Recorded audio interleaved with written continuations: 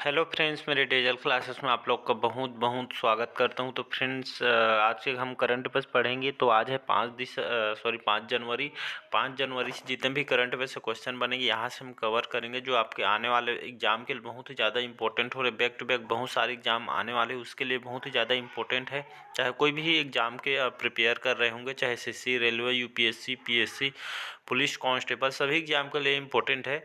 चाहे आप कोई भी एग्जाम, कोई भी स्टेट के एग्जाम दिला रहे, चाहे आप सेंट्रल गवर्नमेंट के एग्जाम, तो सभी एग्जाम के लिए इम्पोर्टेंट है। क्योंकि करंट अफेयर से 7 से 8 क्वेश्चन आपके करंट अफेयर से क्वेश्चन पूछे जाते हैं, इसलिए करंट अफेयर बहुत ही ज़्यादा इंपॉर्टेंट है। 7 से 8 क्वेश्चन आपके हर एग्जाम में क्वेश्चन देखने को मिल जाता है, इसलिए करंट अफेयर को साथ में रखकर चलिए, उस बहुत ही इंपॉर्टेंट होता है। तो चलिए आज का सेशन स्टार्ट करते हैं और क्वेश्चन इंपॉर्टेंट कवर करेंगे। तो आज का हमारा पहला क्वेश्चन है, हाल ही में विश्व ब्रेल दिवस कब मनाया गया? तो 4 जनवरी को, 5 जनवरी को, 6 जनवरी के, डी है इनमें से कोई नहीं। तो वनडे एग्जाम के लिए बहुत ही ज़्यादा इंपॉर्टेंट क्वेश्चन है, याद रखिएगा। तो विश्व जो ब्रेल दिवस है हर साल 4 जनवरी को मनाया जाता है। तो विश्व जो ब्रेल दिवस है 4 जनवरी को, जो उद्देश्य मनाने के उद्देश्य के पीछे इसमें विश्व भर में जो ब्रेल दिवस जो कि 4 जनवरी को मनाया जाता है, यह एक अंतर्राष्ट्रीय दिवस भी है। और साथ ही जो दृष्टिबाधित जो विहीन होते हैं लोगों को जागरूक करने के लिए उनके प्रति यहाँ पे मानवाधिकारों के पूर्ण प्राप्ति में यहाँ पे संचार के साधन के रूप में ब्रेल दिवस के महत्व के बारे में जागरूकता के जश्न मनाना, जो कि इस 4 जनवरी को ब्रेल दिवस के रूप में मनाया जाता है।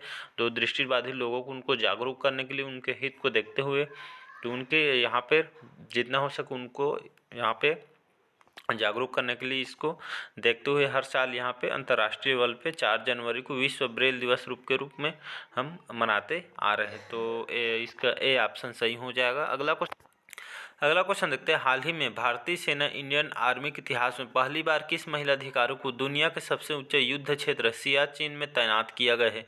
तो दीपिका चौहान को, शिवा चौहान को, या डी है इनमें से कोई नहीं। तो हाल ही में शिवा चौहान जी, तो हाल ही जो कि इंडियन आर्मी के इतिहास में, भारतीय सेना है इंडियन आर्मी, तो शिवा चौहान को हाल ही में इतिहास में, तो इम्पोर्टेंट क्वेश्चन याद रखिएगा, इतिहास में पहली बार इन महिला को, यहाँ पे शिवा चौहान जी को, जो कि महिला अधिकारी हैं इंडियन आर्मी के, दुनिया के सबसे जो ऊंचे जो युद्ध क्षेत्र है सियाचिन, सुने होंगे। तो यहाँ पे इनको पदस्थ किया गया है, तैनात किया गया है। तो याद रखिए, मोस्ट इंपॉर्टेंट क्वेश्चन है।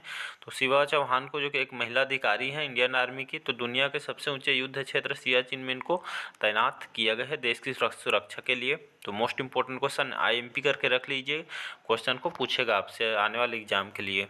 अगला क्वेश्चन देखते हैं, हाल ही में देश में बेरोजगारी की दर दिसंबर 2022 में बढ़कर कितने प्रतिशत के उच्च स्तर पर पहुंच गई है? तो 7.3%, 8.3%, 9.3%, या डी है इनमें से कोई नहीं थी। इसका बी ऑप्शन याद रखिएगा। तो हाल ही में देश में जो बेरोजगारी की दर दिनों दिन बढ़ते जा रही है, तो दिसंबर के महीने में लगभग, तो दिसंबर 2022 में बढ़कर अभी 8.3% के उच्च स्तर पर जो कि देखी गई है। तो डाटा के अनुसार याद रखिए, 8.3 जो प्रतिशत है, यहाँ पे उच्च स्तर पर बढ़ के आ गई है बेरोजगारी दर। तो इसका बी ऑप्शन याद रखिएगा। अगला क्वेश्चन चौथा, हाल ही में साड़ी महोत्सव विरासत का दूसरा चरण भारत की 75 हाथ में बनी साड़ियों का उत्सव 3 से 17 जनवरी 2023 से कहाँ पे शुरू होगा? तो नई दिल्ली में, चंडीगढ़ में, बेंगलोर में, डी है इनमें से कोई नहीं। तो हाल ही में नई दिल्ली में यहाँ पे जो कि साड़ी महोत्सव होने जा रहे हैं, यहाँ पे अलग अलग जगहों से यहाँ पे लोग जो हाथ से जो कपड़ा बनाए रहते हैं, साड़ी यहाँ पे जो बुनकरों द्वारा बनाया जा रहा है, इसमें यहाँ पे नई दिल्ली में जो कि साड़ी महोत्सव लगने वाला है। तो जो विरासत का दूसरा चरण भारत की जो कि 75 हाथ से बुनी साड़ियों को, तो अलग अलग जगहों से यहाँ पे जो साड़ी वगैरह बनाते हैं पूरी तरीके से हाथ से, तो उन लोग को यहाँ पे जो कि नई दिल्ली में इसका आयोजन किया जाता है। यहाँ पे साड़ी महोत्सव, यहाँ पे जो कि बुनी साड़ियों का उत्सव है, और 3 से 17 जनवरी 2023 से कहाँ पे होगा? तो आपके नई दिल्ली में होगा, जो हाथ से शुद्ध रूप से बनाए रहते हैं। तो यहाँ पे यह महोत्सव नई दिल्ली में स्टार्ट होगा। अगला क्वेश्चन देखते हैं, पांचवा क्वेश्चन, हाल ही में किस राज्य सरकार के मुख्यमंत्री ने सुखाश्रय सहायता कोष की शुरुआत की है? तो पंजाब सरकार ने, हरियाणा ने, हिमाचल प्रदेश ने, या डी है इनमें से कोई नहीं। तो इसका सही ऑप्शन हो जाएगा सी ऑप्शन हिमाचल प्रदेश। तो हाल ही में हिमाचल प्रदेश के जो राज्य सरकार ने जो नए नियुक्त हुए हैं सुखविंदर सिंह सुक्खू जी, याद रखिए इंपॉर्टेंट क्वेश्चन, हिमाचल प्रदेश के नए सीएम है सुखविंदर सिंह सुक्खू। तो हाल ही में हिमाचल प्रदेश में यहाँ के जो राज्य सरकार सुखविंदर सिंह सुक्खू ने यहाँ पे सुखाश्रय सहायता कोष की शुरुआत की है। सुखाश्रय जो शुरुआत इसकी जो यह सुखाश्रय आपको जो सुखाश्रय जो सहायता कोष है यह गरीब बच्चों अनाथ बच्चों के लिए इसको विशेष रूप से लाया गया है यहाँ के सीएम सुक्खू जी ने। तो यहाँ आश्रय कोष की शुरुआत यहाँ पे अनाथ बच्चों के यहाँ पे एकल नारी मिलेगी यहाँ सुविधा, यहाँ पे बच्चों के लिए अनाथ जो महिलाएं उनको यहाँ पे देखते हुए लगभग 101 करोड़ की बजट के अनुसार यहाँ को जो अनाथ बच्चों के लिए इस पर विशेष रूप से इनको विशेष अनाज वगैरह इसमें और उनको साथ ही साथ पैसे भी इनको दिया जाएगा। तो यहाँ हाल ही में हिमाचल प्रदेश के जो मुख्यमंत्री है सुक्खू जी ने यह सुखाश्रय सहायता कोष की शुरुआत इनके द्वारा अनाथ बच्चों और महिलाओं के लिए यहाँ पे उनके लिए यहाँ पे विशेष कर लाया गया है। तो इसका सी ऑप्शन याद रखिए इंपॉर्टेंट।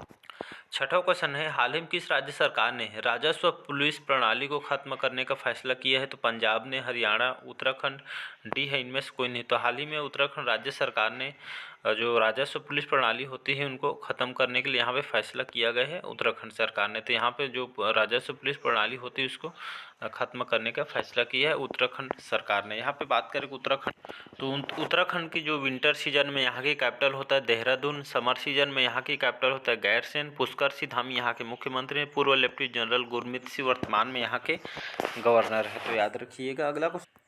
अगला क्वेश्चन है सातवां क्वेश्चन, हाल ही में किसने कवास में भारत की पहली हरित हाइड्रोजन सम्मिश्रण परियोजना शुरू की है? तो एनटीपीसी ने, एनएचपीसी ने, एसजेवीएन ने या डी है इनमें से कोई नहीं। तो एनटीपीसी की बात कर रही, इसका फुल फॉर्म होता है नेशनल थर्मल कॉर्पोरेशन लिमिटेड, इसका फुल फॉर्म होता है जो कि राष्ट्रीय ताप विद्युत निगम लिमिटेड इसको हिंदी में बोला जाता है, जो भारत सरकार द्वारा इसको संचालित किया गया है। स्थापना 7 नवंबर 1975 में इसकी स्थापना किया गया है। इसका जो हेडक्वार्टर है न्यू दिल्ली में इसका हेडक्वार्टर है। आपकी जो सुखदीप सिंह जी है वर्तमान में इसके सीईओ हैं एनटीपीसी के। तो याद रखिए national thermal power corporation limited इसका फुल फॉर्म होता है। स्थापना 1975 में किया गया है। इसको जो सीईओ वर्तमान में आपके सुखदीप सिंह जो वर्तमान में इसके सीईओ हैं। तो हाल ही में एनटीपीसी ने पहली बार भारत की हरित हाइड्रोजन सम्मिश्रण परियोजना का शुरुआत इन्होंने किया है एनटीपीसी ने। तो इसका ए ऑप्शन सही हो जाएगा। अगला क्वेश्चन देखते हैं, हाल ही में किसने अरुणाचल प्रदेश में सियोम पुल का उद्घाटन किया है? नरेंद्र मोदी ने, अमित शाह ने, राजनाथ सिंह ने या डी है इनमें से कोई। तो हाल ही में राजनाथ सिंह जो कि अरुणाचल प्रदेश पहुंचे हुए थे, तो यहाँ पे अरुणाचल प्रदेश में सियोम पुल का, सियोम ब्रिज का यहाँ पे उद्घाटन करने के लिए पहुँचे थे। तो हाल ही में यहाँ पे जो कि सीमा जो संगठन यहाँ पे जो सीमा सड़क संगठन की यहाँ पे 27 परियोजनाओं को भी यहाँ पे साथ ही साथ उद्घाटन करेंगे। तो यहाँ पे अरुणाचल प्रदेश के सिंगसियांग जिले में यहाँ पे जो कि बोलेगा के पास यहाँ पे सियाचिन में ब्रिज का उद्घाटन जो कि करने वाले हैं सीएम हमारे जो राजनाथ सिंह, हमारे रक्षा मंत्री, इनके द्वारा यहाँ पे साथ ही साथ 7 परियोजनाओं पर उद्घाटन, बीआरओ द्वारा जो सड़क बन रहा है उसका भी उद्घाटन करने राजनाथ सिंह जी पहुँचेंगे अरुणाचल प्रदेश में। तो यहाँ पे सियोम जो पुल जो बन रही है इसका भी उद्घाटन यहाँ पे राजनाथ सिंह जी जो कि करने जाएंगे आपके अरुणाचल प्रदेश में। अरुणाचल प्रदेश की बात करें, यहाँ की राजधानी है ये अरुणाचल प्रदेश की ईटानगर। पेमा खांडू यहाँ के मुख्यमंत्री हैं। वीडी मिश्रा वर्तमान में यहाँ के राज्यपाल हैं। तो ये सब फैक्ट को याद रखिए। अगला क्वेश्चन है, प्रधानमंत्री नरेंद्र मोदी ने 3 जनवरी 2023 को कौन सी भारतीय विज्ञान कांग्रेस का उद्घाटन किया है? तो 107वीं, 108वीं, 109वीं या डी है इनमें से कोई नहीं। तो मोस्ट इंपॉर्टेंट क्वेश्चन याद रखिए। तो हाल ही में प्रधानमंत्री हमारे जो नरेंद्र मोदी जी इन्होंने 3 जनवरी 2023 को 108वीं क्रम की भारतीय विज्ञान कांग्रेस का उद्घाटन इन्होंने किया है। याद रखिए 108वीं क्रम की भारतीय विज्ञान कांग्रेस का उद्घाटन इन्होंने किया है नरेंद्र मोदी जी ने। तो इसका बी ऑप्शन सही हो जाएगा। अगला क्वेश्चन है, हाल ही में किसने राजस्थान की राजधानी जयपुर में संविधान पार्क का उद्घाटन किया है? नरेंद्र मोदी द्वारा, अमित शाह के जी द्वारा या आपके द्रौपदी मुर्मू जी के द्वारा या डी है इनमें से कोई नहीं। तो हाल ही में राजस्थान के जो राजधानी है आपके जयपुर, और यहाँ के जो अशोक गहलोत सीएम हैं और कलराज मिश्रा वर्तमान में यहाँ के राज्यपाल हैं। तो हाल ही में द्रौपदी मुर्मू जी जो कि हमारे नए राष्ट्रपति हैं, तो इन्होंने राजस्थान की राजधानी जो जयपुर में संविधान पार्क का यहाँ पर उद्घाटन किया गया। तो हाल ही में हमारे राष्ट्रपति द्रौपदी मुर्मू जी राजस्थान गए हुए थे। वहाँ की राजधानी जयपुर में संविधान पार्क का उद्घाटन इन्होंने किया है। तो यहाँ के जो इस पार्क में जो खास बात यह है कि इस जो पार्क है मुख्य रूप से यहाँ पे जो संविधान पार्क है इसको, जो कि जैसे हमारा संविधान है हम पढ़े हैं देखे हैं उसके हिसाब से इस पार्क को तैयार किया। इसमें सभी जो को शुरू से लेकर बनने तक से लेकर बन चुके हैं पूरा उस सब कुछ उसमें पार्क में जो कि उस तरफ से बनाया गया है। तो इस पार्क में जहाँ मूर्तियों और चित्र से जो कि सभी यहाँ पे मूर्ति और चित्रकारी से यहाँ सभी को दिखलाया जाएगा और इसके माध्यम से यहाँ पे जो कि संविधान के बनने से लेकर यहाँ पे लागू होने तक की जो कि सभी यात्रा को इसमें दिखाया जाएगा इस पार्क में। तो इसका उद्घाटन द्रौपदी मुर्मू जी ने जो कि किए हैं। तो यहाँ पे ये देख सकते हैं जयपुर में आपको ऐसी देखने को मिलेगा। तो यहाँ पे पूरा चित्र और चित्रकारी से यहाँ पे पूरा पार्क को बनाया गया है। संविधान से बनने से लेकर अभी तक के पूरा लागू होने तक की यहाँ पे यात्रा को दर्शाया गया। तो आपको देख सकते हैं यहाँ पे पूरा बना हुआ है। तो इस पार्क को यहाँ पे देख सकते हैं कितना बढ़िया बनाया गया है। तो इसका उद्घाटन जो हमारे राष्ट्रपति द्रौपदी मुर्मू जी इसका उद्घाटन किए हैं। अगला क्वेश्चन देखते हैं। हाल ही में सरकार द्वारा 3 जनवरी 2022 को भारी उद्योग मंत्रालय की फेम इंडिया चरण योजना के तहत समर्थन के साथ कहां पर 50 इलेक्ट्रिक बसें यहां पे लॉन्च की गई है। तो चंडीगढ़ में, दिल्ली में, शिमला में अड्डी है, इनमें से कोई नहीं। तो हाल ही में राज्य सरकार द्वारा दिल्ली में जो कि 3 जनवरी 2022 को भारी उद्योग मंत्रालय की फेम इंडिया चरण द्वितीय ने यहाँ पे योजना के तहत समर्थन के साथ यहाँ पर लगभग 50 इलेक्ट्रिक बसें यहाँ पे लॉन्च की गई है आपके आपके दिल्ली सिटी में। तो याद रखिए इसका बी ऑप्शन सही हो जाएगा। अगला क्वेश्चन है। हाल ही में कौन 13 जनवरी 2023 को दुनिया की सबसे जो लंबी नदी है क्रूज का शुभारंभ करेंगे। जो 13 जनवरी 2023 को उत्तर प्रदेश की वाराणसी में असम के डिब्रूगढ़ तक बांग्लादेश के माध्यम से यात्रा करेंगी। तो नरेंद्र मोदी द्वारा, अमित शाह, द्रौपदी मुर्मू दी या डी है, इनमें से कोई नहीं। तो हाल ही में 13 जनवरी 2023 को दुनिया के सबसे इम्पोर्टेंट क्वेश्चन याद रखिएगा। तो 13 जनवरी 2023 को दुनिया के सबसे लंबी नदी जो क्रूज का शुभारंभ यहाँ पे किया जाएगा। और 13 जनवरी 2023 को उत्तर प्रदेश के वाराणसी में असम के डिब्रूगढ़ तक बांग्लादेश के माध्यम से यहाँ पे यात्रा कर पाएंगे। तो इसका उद्घाटन नरेंद्र मोदी द्वारा यहाँ पे जो कि यहाँ पे माध्यम से यात्रा करेंगे। साथ ही साथ इसके उद्घाटन करने के साथ ही यहाँ पे जो कि इसका आनंद भी लेंगे। तो यहाँ पे 13 जनवरी की इसका उद्घाटन करेंगे। उत्तर प्रदेश से वाराणसी तक, असम के डिब्रूगढ़ तक यहाँ बांग्लादेश के माध्यम से इसमें यात्रा भी यहाँ पे की जा सकती है। तो याद रखिए इंपॉर्टेंट क्वेश्चन है।